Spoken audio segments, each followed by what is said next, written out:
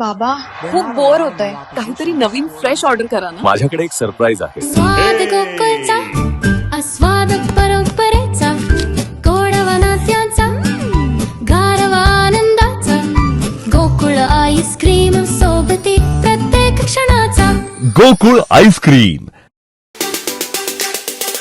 खासदार विनायक राऊतांमुळे सिंधुदुर्गाचं नाव खराब झालं.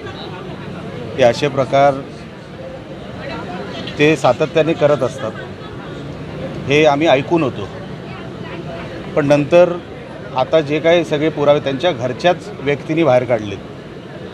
कोणाला काय करायची गरज नाही. आता दुसऱ्यांवर बोटं दाखवू शकत नाहीत. ते त्यांच्याच घरच्या व्यक्तींनी हे सगळे आरोप त्यांच्यावर केलेले आहेत. अतिशय गंभीर आरोप आहेत. एका महिलेने केलेले आरोप आहेत आणि किळस येईल असे आरोप केलेले आहेत. म्हणजे ही व्यक्तीच नाही आहे, माणूस व्यक्ती असा असू शकत नाही. असे कृत्य विनायक राऊत आणि त्यांच्या मुलांनी केलेले आहेत. लाज वाटते की ते या जिल्ह्यातले आहेत. आमच्या जिल्ह्याचं नाव त्यांनी खराब केलं आणि त्यांच्यावर कोणाला काही करायची गरज नाही. आता जे काही नियम कायदे आहेत त्या कायद्यानुसार त्यांच्यावरती जी काय इन्व्हेस्टिगेशनमध्ये बाहेर येईल ते आपल्या सगळ्यांना कळेल. कोणाला काय करायची गरज नाही. ते आत्ता म्हणू शकत नाही हे षडयंत्र होतं, कोणीतरी मागे लावलं. कसं लागेल मागे? तुम्ही केलेलं हे पाप आहे, ते तुम्हालाच फेडावं लागणार आहे. हे कोण दुसरा फेडू शकत नाही. आणि म्हणून अतिशय लाजिरवाणी गोष्ट आहे.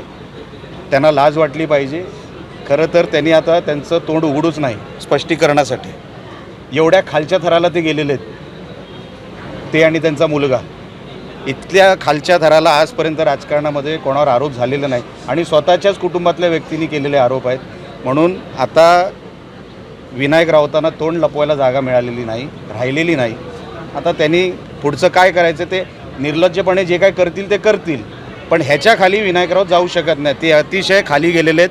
तोंड त्यांचं काळं झालेलं आहे. नियतीनेच धडा शिकवलेला आहे. आमची बदनामी करण्यामध्ये किती वेळ ते घालवायचे. ते 10 वर्ष खासदार राहिलेले आहेत. त्यापेक्षा त्यांनी काम करायला पाहिजे होतं. पण ते सातत्याने आमची बदनामी करायच्या मार्गावरच होते. नेहमी काय ना काहीतरी उलटसुलट करत बसायचे. नियतीने अशी विकेट घेतली त्यांची. आता त्यांना तोंड लपवायला जागा शिल्लक ठेवली नाही. लक्षात ठेवा, नियती असते.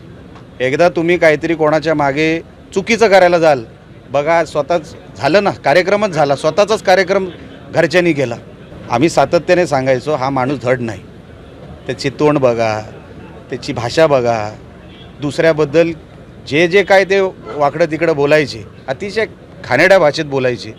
आणि आता हे सगळं उघडलं ना, हे लपत नसतं काय. आणि त्यांनी, म्हणून मी भाषणामध्ये असं बोललो की हे जे करणारी लोकं होती सातत्याने टार्गेट राणेनं संपवा. राणे संपले नाही.